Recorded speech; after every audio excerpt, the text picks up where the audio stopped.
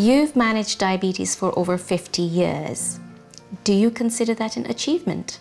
I don't think about it that often or think about it that much. It's just part of me.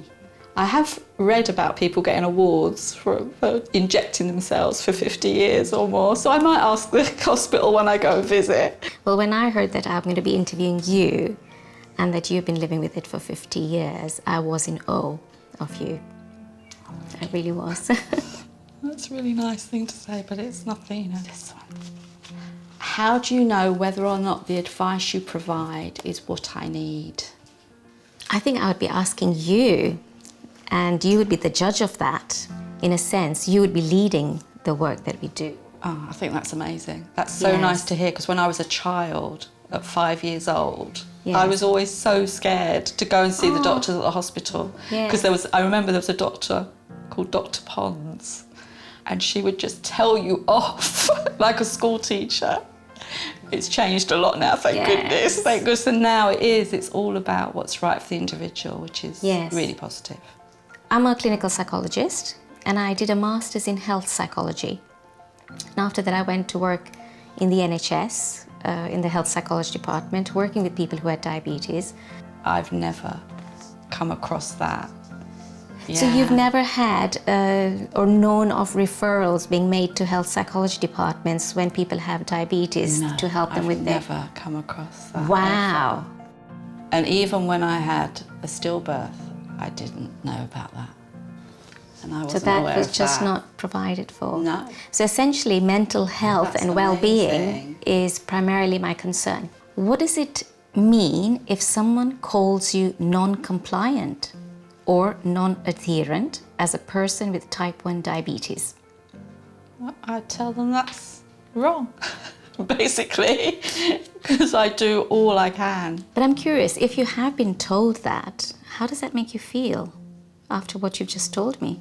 I would just say, you don't know me. You haven't read my notes, you haven't been through my life, you haven't experienced what I've had to experience.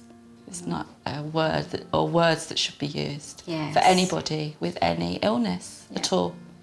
We're all individuals, and at certain times we're excellent, and at certain times we're not so good. So that's life. What are the biggest lessons you've learned in the past 50 years living with diabetes? Be positive. You get to be an expert at carbohydrate counting. Try not to get obsessed with numbers. We all are obsessed with numbers. Trying to keep it between 4 and 7 is very difficult. After having all those years of having to count everything and being very mindful, really positive. I'm just thinking that over the 50 years, you must have seen such change in everything. The expert in all ways, really. I've seen a lot of change. And all for the better. My poor mum, what she must have been going through. When you're telling your 4.5-year-old daughter you can't have any sugar, no ice cream, no lollies, nothing, you know, at that age. I don't know how she did it really, because I hated vegetables. What do you want to achieve during an appointment with someone like me? As a clinical psychologist, I will be led by you, and you will know yourself best. I don't think I've ever heard that come from a doctor's mouth before. That is amazing. Good. And then I'm led by that.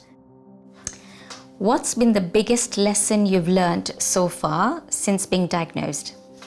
That it's down to me, really. I'm in control and I'm in charge of how well I am and how I want to live my life, and to be positive.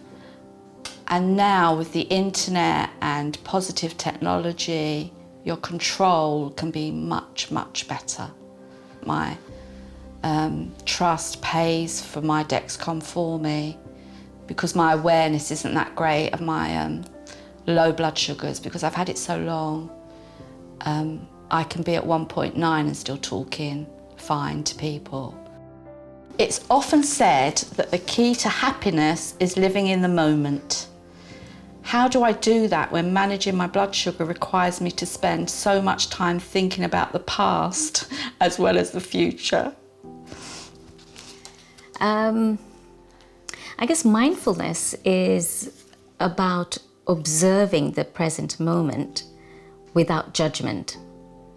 So you can actually mindfully think about your thought process with regards to what your blood sugars are at, but not necessarily judge.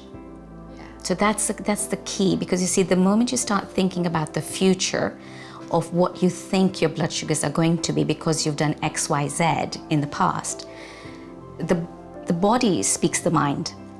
So the moment the mind comes up with that, you will experience a bodily reaction. There'll be adrenaline shooting up, and it will affect your blood sugars because there's been a judgment made. With mindfulness, you're just watching your experience of yourself, becoming your own scientist without making a conclusion.